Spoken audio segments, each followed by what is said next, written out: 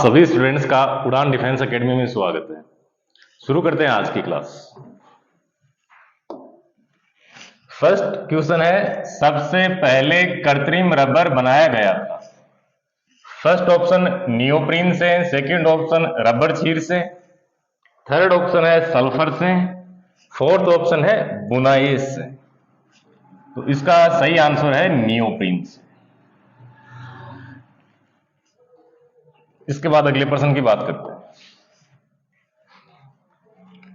माचिस बनाने के लिए उपयोग में आता है। फर्स्ट ऑप्शन है पीला फास्फोरस, सेकंड ऑप्शन है सल्फर, थर्ड ऑप्शन है लाल फास्फोरस और फोर्थ ऑप्शन है पोटास।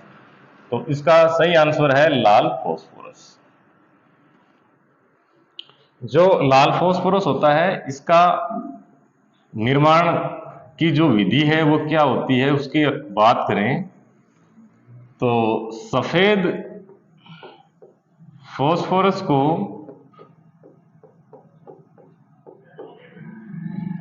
सफेद फास्फोरस को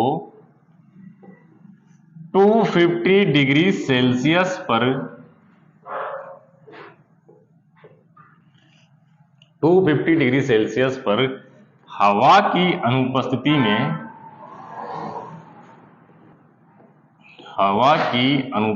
में धीरे धीरे गर्म करने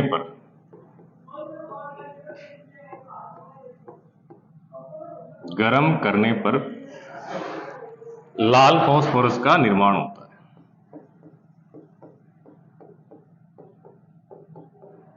लाल फास्फोरस का निर्माण होता है। इसके उपयोग की बात करें तो इसका जो उपयोग है वो आतिशबाजी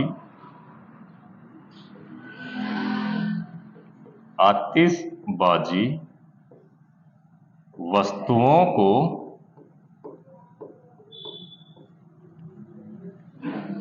बनाने में किया जाता है।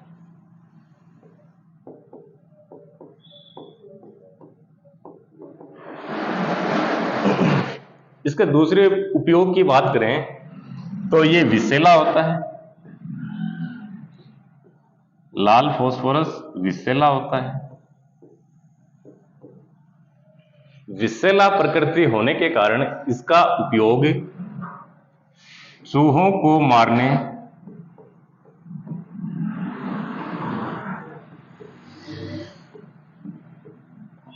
के लिए प्रयुक्त किया जाता है। तो माचिस बनाने के लिए उपयोग में आता है। इसका सही आंसर है लाल फास्फोरस। इसके बाद अगले प्रश्न की बात करते हैं। अगला प्रश्न है, प्लास्टिक की पारदर्शी थैलियां बनाई जाती हैं। फर्स्ट ऑप्शन है पॉलीवाइनिल क्लोराइड, सेकंड ऑप्शन है पॉलीस्टायरीन, थर्ड ऑप्शन एक्रोलीन और फोर्थ ऑप्शन है पॉलीवाइनिल एसीटेट। इसका सही आंसर है पॉलीस्टायरीन। यह जो पॉलीस्टायरीन होता है, यह स्टायरीन का बहुलक होता है।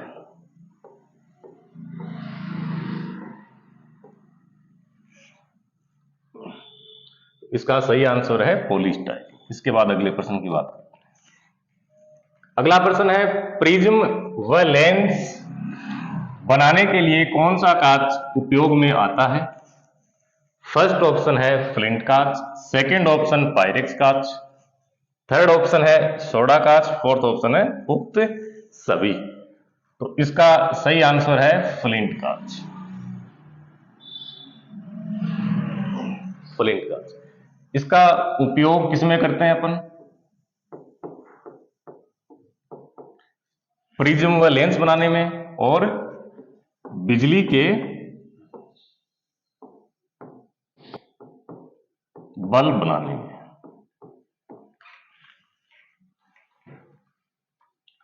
इसके बाद अगले प्रश्न की बात करते हैं।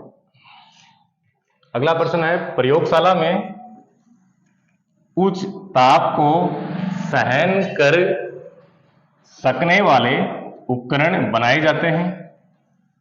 फर्स्ट ऑप्शन है रंगीन कांच से, सेकंड ऑप्शन है पायरेक्स कांच से, थर्ड ऑप्शन है फ्लिंट कांच से, फोर्थ ऑप्शन है उक्त सभी। तो इसका सही आंसर है पायरेक्स कांच से। इसके बाद अगले प्रश्न की बात करते हैं। नेक्स्ट क्वेश्चन है विरंजक चूर्ण का सूत्र है। First option CaOCl2, second option PCl2, third option KMnO4 और फोर्थ ऑप्शन है NaHCO3। तो इसका सही आंसर है CaOCl2। CaOCl2 का रासायनिक नाम,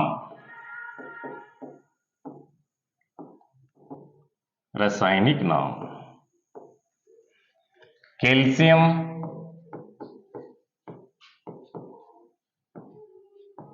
हाइपो क्लोराइड।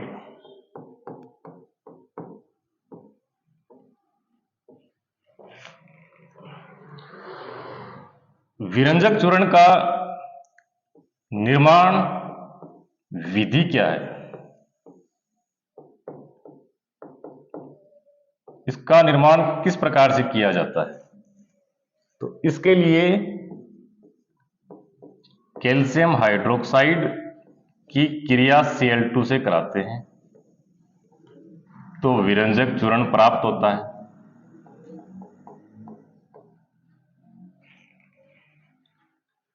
कैल्शियम हाइड्रोक्साइड, इसको बोलते हैं शुष्क बुझा हुआ चूना।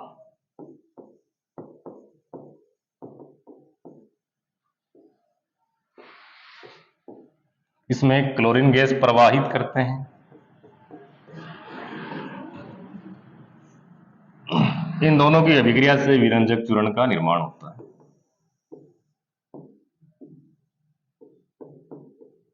और साथ में पानी भी बनता है। तो विरंजक चूर्ण का सूत्र है CaOCl2। इसके बाद अगले प्रश्न की बात करते हैं। नेक्स्ट क्वेश्चन है जल को रोगाणु रहित करने के लिए कौन सी गैस काम आती है? फर्स्ट ऑप्शन है फ्लोरीन, सेकेंड ऑप्शन है ब्रोमीन, थर्ड ऑप्शन है क्लोरीन और फोर्थ ऑप्शन है ऑक्सीजन। इसका सही आंसर है क्लोरीन। यदि अपन क्लोरीन के परमाणु क्रमांक की बात करें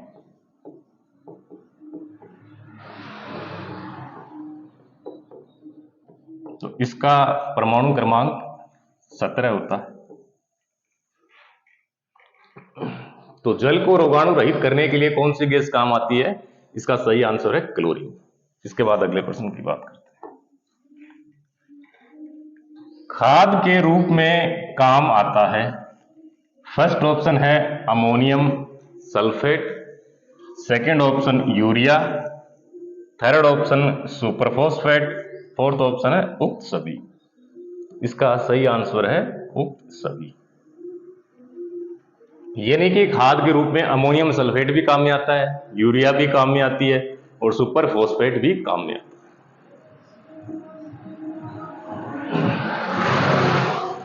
इसके बाद अगले प्रश्न की बात करें तो अगला क्वेश्चन है घरेलू गैस मिश्रण है। फर्स्ट ऑप्शन है methane plus propane, second option है propane plus butane, third option है ethane plus propane, fourth option है मेथेन प्लस ब्यूटेन। इसका सही आंसर है प्रोपेन प्लस ब्यूटेन। अपन प्रोपेन और ब्यूटेन की संरचना सूत्र के बारे में बात करें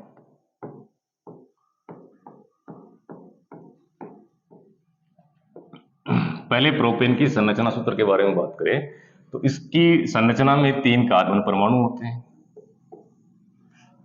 ये तीनों कार्बन परमाणु हाइड्रोजन परमाणु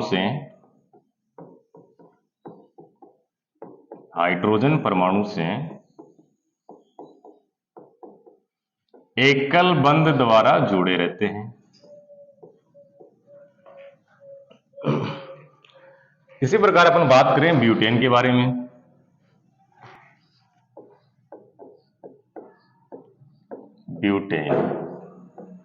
ब्यूटेन का जो संरचना सूत्र होता है उसमें 4 कार्बन परमाणु होते हैं। ये चारों कार्बन परमाणु हाइड्रोजन परमाणु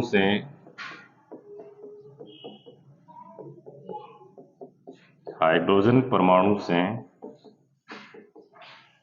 एकल बंध द्वारा जुड़े रहते हैं।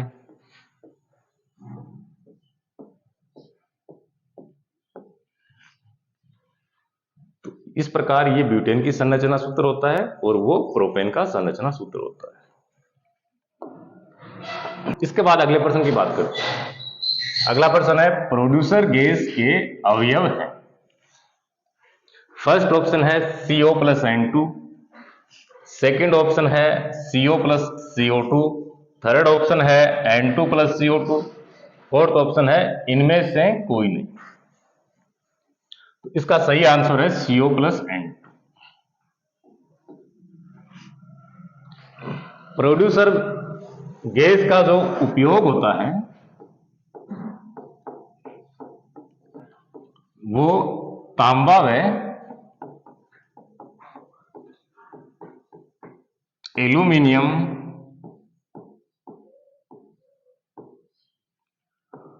को गलाने में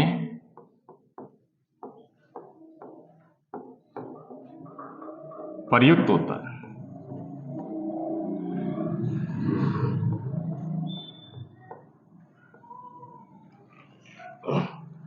यानी कि प्रोड्यूसर गैस का उपयोग क्या है? तांबा और एल्यूमिनियम को गलाने में प्रयुक्त होता है। इस प्रकार से अपन ने सामान्य विज्ञान के प्रश्नों के बारे में चर्चा की। अभी तक आपने उड़ान डिफेंस एकेडमी चैनल को सब्सक्राइब नहीं किया है तो सब्सक्राइब करें, लाइक करें और इसी तरह अपनी क्लास से जुड़े रहिए। कल फिर मिलते हैं।